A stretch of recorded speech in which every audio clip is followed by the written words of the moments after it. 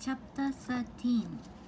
One of the most momentous events in human history took place at a time that will probably never be known for reasons that can only be guessed at by means that seem barely credible. I refer, of course, to the peopling of Australia. Until fairly recently, accounting for the presence of human beings in Australia was not such a problem. At the beginning of the century, it was thought that Aborigines had been on the continent for no more than 400 years. As recently as the 1960s, the time frame was estimated to be perhaps 8,000 years. Then, in 1969, a geologist named Jim Bowler from the Australian National University in Canberra was walking around on the shores of a long dried lake bed called Mungo in a parched and lonely corner of western New South Wales when something caught his eye. It was the skeleton of a woman obtruding slightly from a sandbank. The bones were collected and sent off for carbon dating. When the report came back, it showed that the woman had died 23,000 years ago at a stroke, almost tripping the known period of occupation in Australia. Since then, other finds have pushed the date back further. Today, the evidence points to an arrival date of at least 45,000 years, but probably more like 60,000. The first occupants of Australia could not have walked there because at no point in human times has Australia not been an island. They could not have arisen independently because Australia has no ape-like creatures from which humans could have descended. The first arrivals could only have come by sea, presumably from Timor in Indonesian archipelago. And here is where the problems arise. In order to put Homo sapiens in Australia, you must accept that at a point in time so remote that it precedes the known rise of behaviorally modern humans, there lived in southern Asia a people sufficiently advanced that they were fishing inshore waters from boats of some sort, rafts presumably.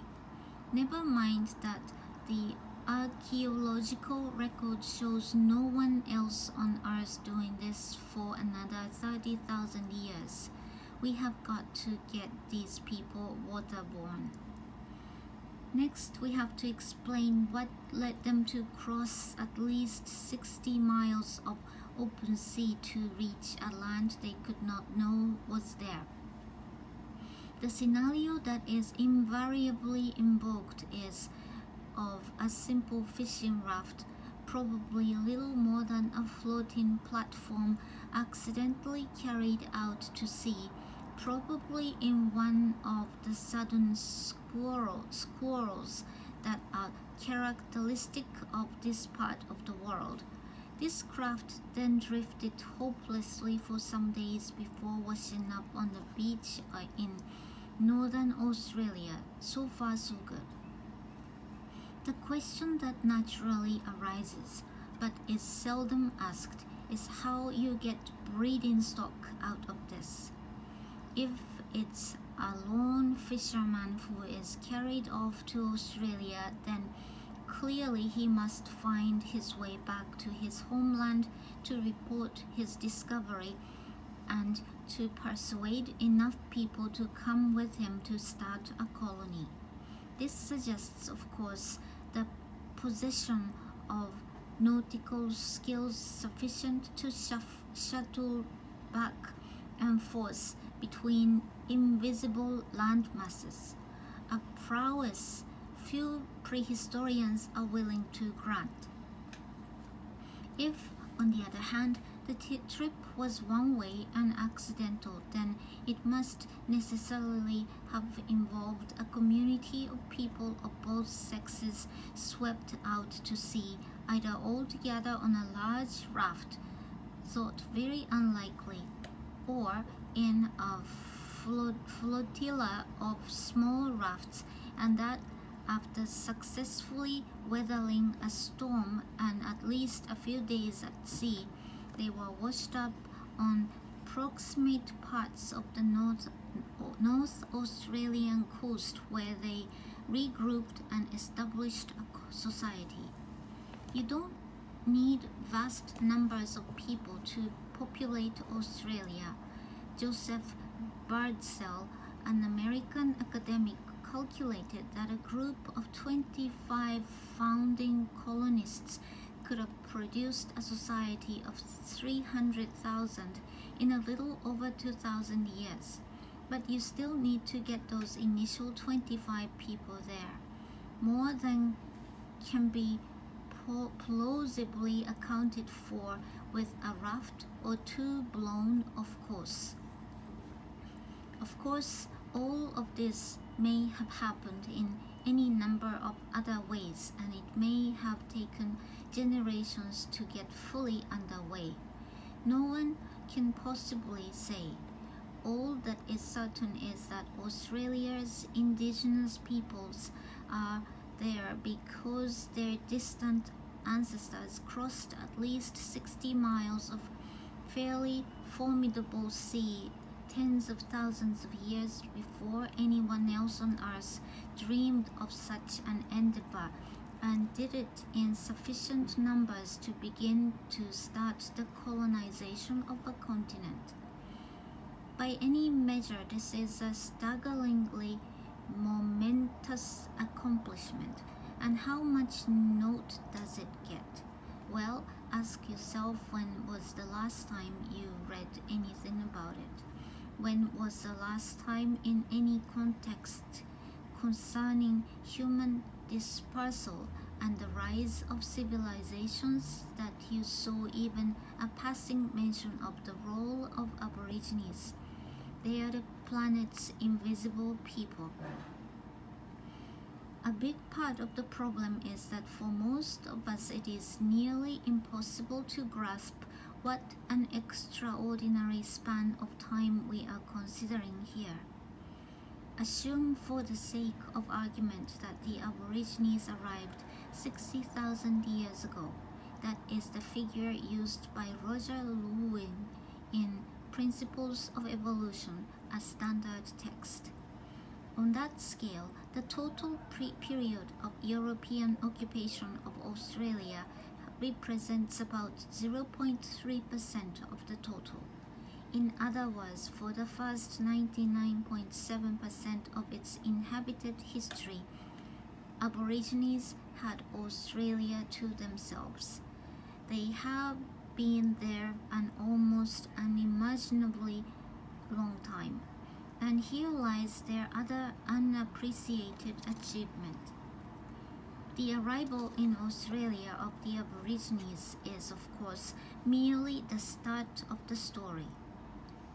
They also mastered the continent. They spread over it with amazing swiftness and developed strategies and patterns of behavior to exploit or accommodate every extreme of the landscape, from the wettest rainforests to the driest deserts. No people on earth have lived in more environments with greater success for longer. It is generally accepted that the Aborigines have the oldest continuously maintained culture in the world.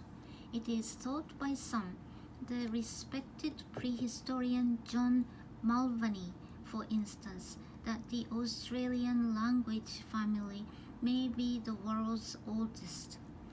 Their art and stories and systems of beliefs are indubitably among the oldest on earth. These are obviously important and singular achievements too. They provide incontestable evidence that the early Aboriginal people spoke and cooperated and employed advanced technological and organizational skills at the time much earlier than anyone had ever supposed. And how much notice do these achievements get? Well, again, until recently, virtually none. I had this brought home to me with a certain unexpected forcefulness after leaving Alan and Carmel and flying to Sydney. I went for an afternoon to the State Library of New South Wales. There, while browsing for something else altogether, I came across a 1972 edition of the La Rose Encyclopedia of Archaeology. Curious to see what it had to say about the findings at the Lake Mungo 3 years earlier, I took it down to have a look. It didn't mention the Mungo findings. In fact, the book contained just one reference to Australia's Aborigines, a sentence that said, "The Aborigines also evolved independently of the Old World, but they represent a very primitive technical and economic phase."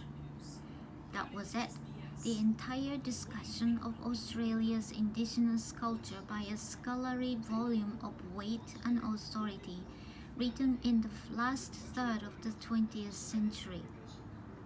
When I say these are the world's invisible people, believe me, these are the world's invisible people.